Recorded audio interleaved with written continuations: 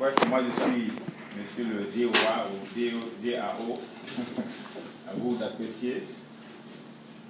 Effectivement, au niveau de la CENI, nous nous sommes rendus effectivement compte que nous sommes un service public en charge de gérer la question électorale au niveau de notre pays. Donc il est important que périodiquement que nous ayons des rencontres avec les médias, qui sont des relais au niveau de nos populations pour passer les informations sur la question électorale. Vous êtes au courant aussi que nous avons engagé au niveau de la CENI, suite au dialogue politique, des opérations de révision complémentaires qui ont débuté le 13 de ce mois-ci. Globalement, le début a été relativement difficile pour les uns et les autres, mais aujourd'hui nous sommes dans une situation plus ou moins qui nous permet de dire que tout se passe plus ou moins bien. Nous avons mis pour gérer, si vous voulez, toute cette opération-là, au niveau de la CENI, un dispositif qui nous permet de faire un monitoring au jour le jour de tout ce qui se fait au niveau terrain, un peu partout en Guinée. Le dispositif, il est logé au niveau de la CENI dans le département transparence. C'est un dispositif de collecte d'informations au niveau du call center. Vous avez une équipe qui est là en place, qui appelle tous les jours, presque à toutes les heures, au niveau de l'intérieur, au niveau de nos CEPI, au niveau des équipes de transparence à l'intérieur du pays aussi, pour s'enquérir, pour collecter des données sur l'opération d'enrôlement qui est menée actuellement.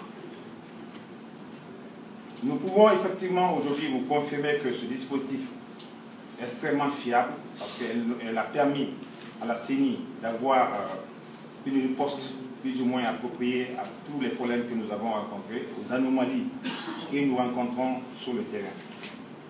Donc vous avez en amont un dispositif de remontée de collecte de données, et vous avez après un dispositif que la CENI a mis en place qui permet aussi, quand les données sont remontées, de traiter ces données, de nature à ce que très rapidement, chaque fois que nous avons des problèmes, liés notamment à l'opération de révision, que nous soyons capables de réagir un peu partout en Guinée et dans un temps relativement très court.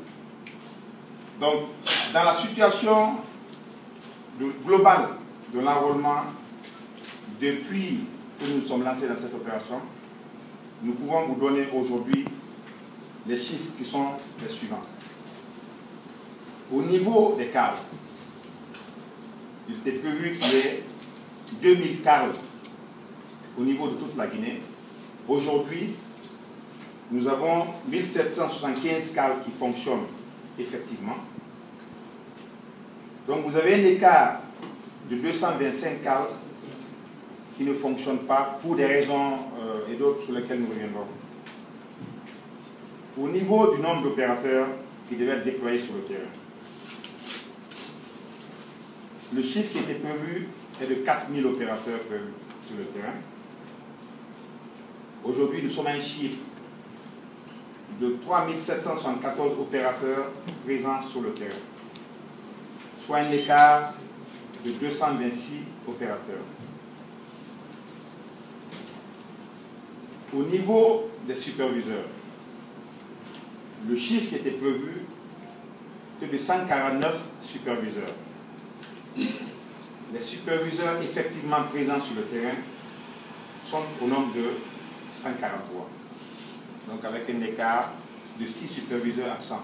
Nous reviendrons naturellement sur les raisons de leur absence sur le terrain. Donc au niveau de la situation générale d'enrôlement,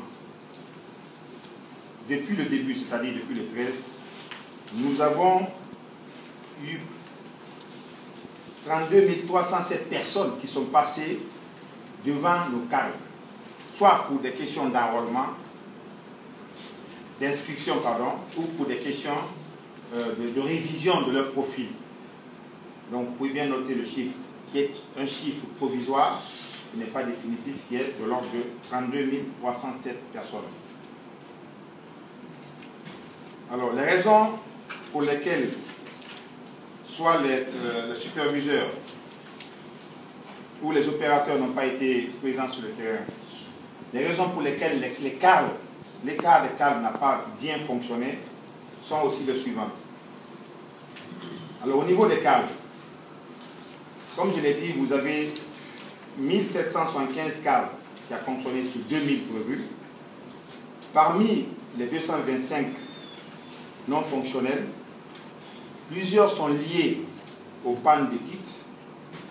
Les données de zéro courrier de Beila actuellement sont inchangées depuis le 15 juillet 2013 pour cause d'émeutes dans les deux préfectures. Donc, vous remarquerez que au niveau notamment du fait que les câbles n'aient pas fonctionné normalement, cela est dû au fait que les kits, entendez par kit, les moteurs, les groupes électrogènes, pardon, tout ce qui est lié notamment à la machine, tout ce qui peut être lié à l'écran,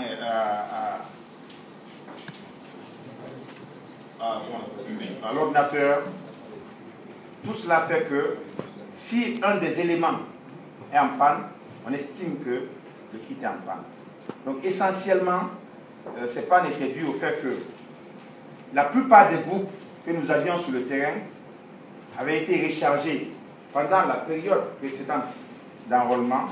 Et quand les gens sont venus, ils n'ont pas eu la présence d'esprit de préparer, de les réparer. Ils ont juste rechargé avec le carburant, ils ont voulu les allumer.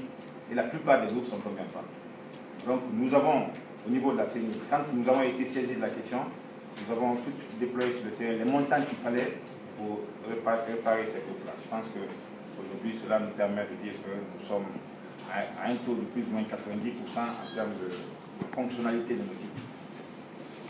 Au niveau des opérateurs présents, comme je l'ai dit, il était prévu qu'on en déploie 4000.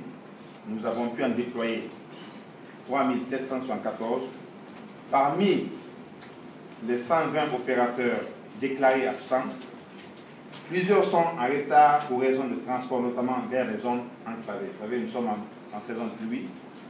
Et il y a beaucoup qui sont en retard, qui n'ont pas pu se déployer pour aller dans certains endroits où l'accès est extrêmement difficile.